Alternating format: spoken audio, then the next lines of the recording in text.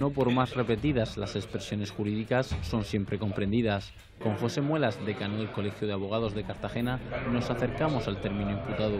Un imputado es una persona respecto de la cual se dice algo. Es decir, yo puedo decir de usted, oiga, usted me pegó ayer o usted me insultó ayer por la calle. Pongo una denuncia en el juzgado y si el juez la llama a usted para que explique si es verdad o mentira lo que yo estoy diciendo, usted irá en calidad de imputada. Un proceso que en el caso de la alcaldesa de Cartagena es diferente por su condición de aforada. La condición de aquella persona contra quien se dirige la denuncia, pues es diputada nacional.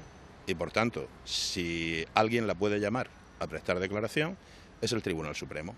Aunque de momento esa imputación no ha llegado. Lo que se ha dictado es un auto en el que se la invita a declarar. Habrá que esperar para saber si Barreiro acepta la invitación del fiscal y declara de forma voluntaria o si es el Tribunal Supremo el que decide que la edil se siente ante el juez.